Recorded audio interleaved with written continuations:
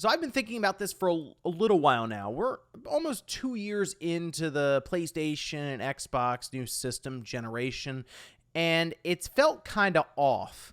And now, after some of the recent developments this week with some of the pricing around the PlayStation in different regions, I think it cements it.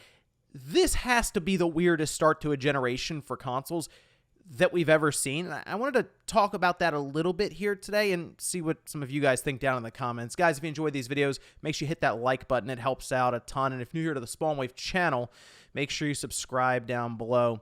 So first thing, it's weird for all three companies. I know the PlayStation, the Xbox, that's more recent than the Switch. And the biggest thing with that is people can't seem to decide where the Switch fits in.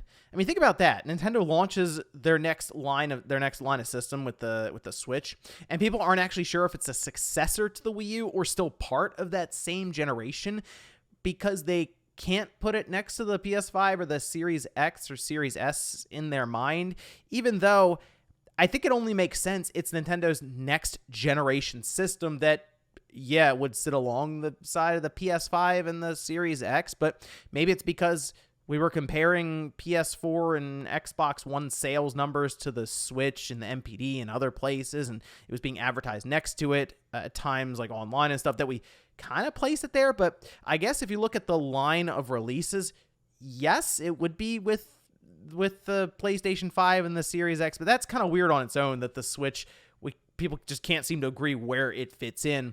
But looking at the PS5 and the Series X, the obvious thing is when it launched, and then obviously what happened as we've gone along in the pandemic, we still haven't seen these things on store shelves, and they've been heavily supply constrained since they released, to the point where we're about to be 2 years in, and it's still difficult to get a Series X or a PS5. Granted, it has become easier. Like the Series S, you can walk into a store and find. It's more or less the premium systems with the Series X and the disc-based PS5 that's difficult. The PS5, I noticed though, over the last couple days has been in stock on Sony's website. It's the Horizon bundle.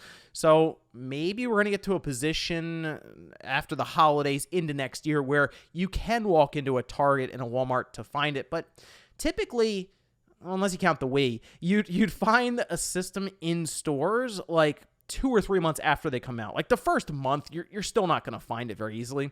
Like I'm thinking of the PS3 or the 360, but after several months, even with like the PS4, the Xbox One most recently, you could walk into a Best Buy and just go ahead and pick one up right then and there, get your controllers, your games, and you're off and running. But now it's like a whole thing where you have to be online at a certain point in time or try to scout these things out ahead of time just to have a chance to buy one. And then it's even weirder when you consider that neither Microsoft or Sony have really gone all in with these systems yet. They will. I'm thinking next year is when we're going to finally see that big push where they forget about the PS4 and the Xbox One. But like God of War is coming up soon. That's still going to be on the PlayStation 4. And I know Sony's in this weird predicament where they don't want to leave that generation behind necessarily. Microsoft seems a bit more willing to get away from the Xbox One, and I don't really blame them. It wasn't a very good generation for them overall. But it is kind of weird that they're touting up the systems now. And I mean, on the PS5, we have Returnal, Ratchet and Clank, Ghostwire Tokyo, Deathloop, Demon Souls. I mean, Ghostwire Tokyo and Deathloop aren't done by Sony. This is the first time I've really seen Sony embrace cross-gen to this degree. And that even includes going from the PS2 to the PS3. Sony's first-party studios immediately started developing just for the PS3. Same from the PS3 to the PS4, but there was no real reason to do cross-gen with the PS3 and the PS4 because of how different the architectures were. But it's still something to really look at and go, wow, we're still not away from that PS4 a couple of years in the generation from Sony's first-party side. It's something we've never seen before. And then if we stick on the idea of software, Sony is really accelerating their push to PC, which is another thing that if you go back 10 years, you'd probably be like, Sony's not doing that. They're definitely not going to be porting all these first-party games to PC. But not only have they done it and found good success with it, they're accelerating it. I don't think that's a bad thing, but it is weird. It definitely sticks out for the start of this console generation, and I think it really shows just how expensive these games are to make, and Sony really just looking wherever they can to get money. And that also comes down to a subscription service that they have introduced with the PlayStation Plus Premium, but they don't really seem all in on that either. Like, I thought we'd be getting classic games all over the place because people are now paying $120 per year, but we're not really seeing that. Like, I was hoping PS1 and PS2 games go in rapid fire, and it's like, can we just get Legend of Dragoon? And then Microsoft, they're heavily pushing their own subscription service with Game Pass, to the point where it is at the center of their business model. It's now no longer the Xbox at the center. It's this subscription Netflix-like service with Game Pass.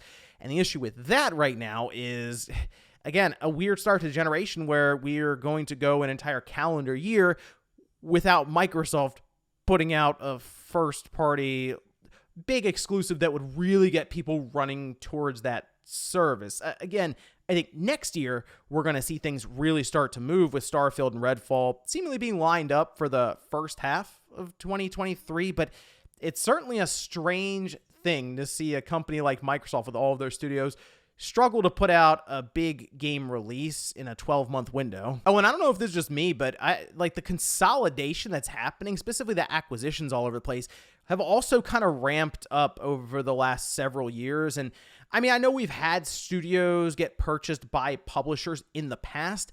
It just seems like right now we're seeing them in bunches. Like, you see one happen, you expect to see another happen a few days later. And I mean, sometimes it just does. Like, we'll go a week where there are just all these acquisitions being unveiled. Think about with Embracer Group, where just one night they put out like 5 or 6 press releases. We bought this, we bought that, and we're picking up this. And it's like, wow, now they own Lord of the Rings, the rights for that. They own limited run games, Tripwire, and the list just went on and on and on. And Embracer is a company that's really snuck up, I think, on this industry, where all of a sudden you look at how many studios and publishers that they have under them and all of the intellectual properties. They took like the entirety of Square Enix's Western branches, like the studios there, over 1,000 employees, very talented, and they just keep growing and growing and growing. But even next to that, we have Microsoft owning Bethesda and ZeniMax, and they're working to buy Activision Blizzard.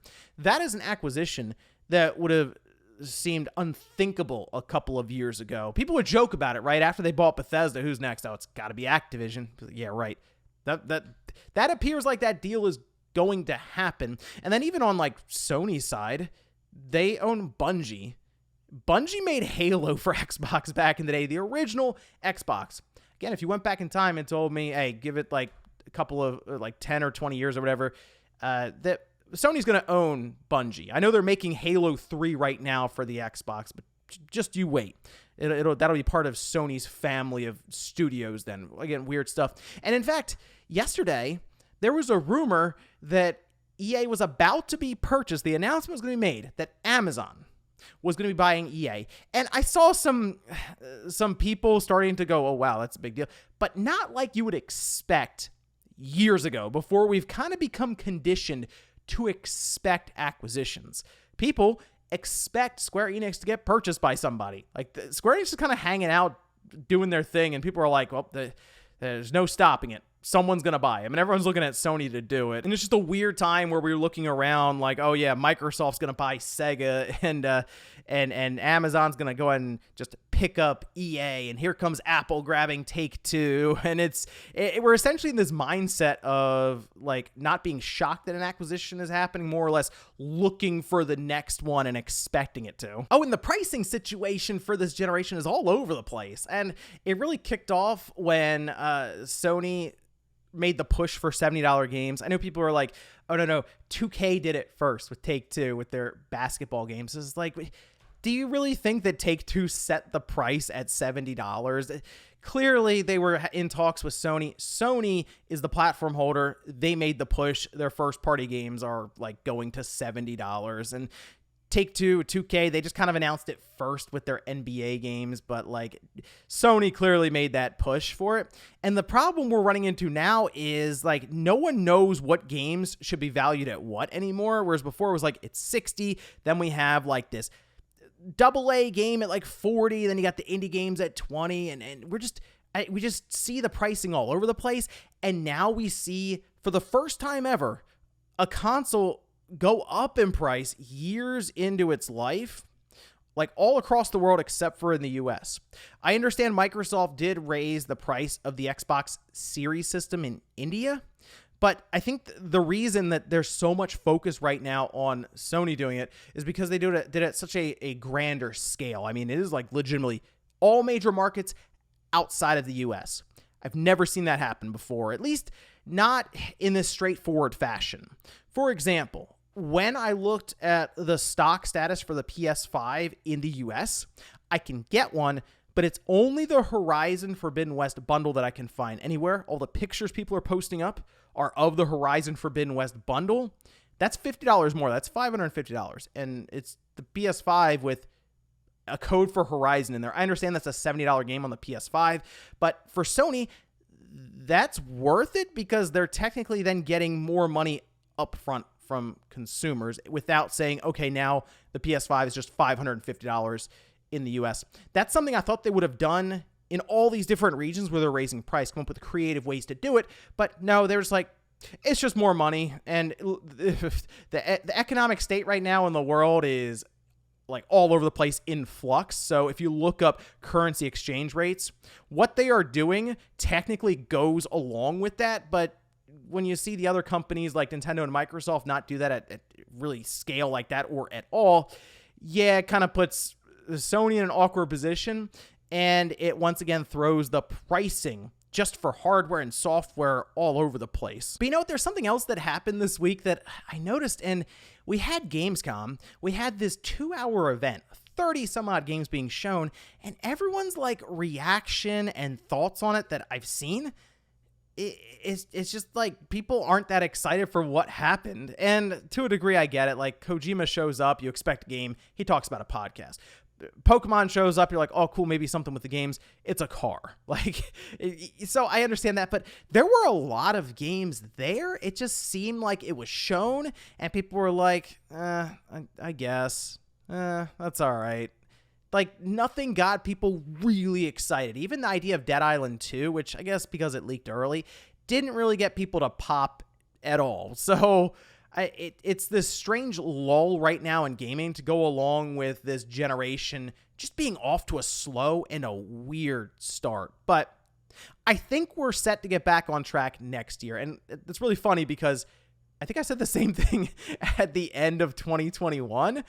But I genuinely believe that going into 2023, things will start to pick up here. I think Sony's going to make the big push to PS5, leave the PS4 behind since they're done tracking it. I think Microsoft will start to release games, and specifically they will be just for the Xbox Series system, as that's where Redfall and Starfield are going. So I think the other studios will be following suit. And who knows with Nintendo? We know Breath of the Wild 2 is coming up, and there's always a possibility that they play around with their own hardware and introduce either what's next after the Switch or what's next for the Switch. But that's basically what we need, I think, is a bit of a shot of adrenaline into the gaming industry currently. Some excitement, and that can come in the way of big reveals and events that I think are going to take place in September. So we'll keep an eye out for that. But let me know what you guys think about all of this down below, specifically the start to this gaming generation. The PS5, the Xbox Series, and yeah, you could throw the Switch in there, I guess, for that. Has it been that weird?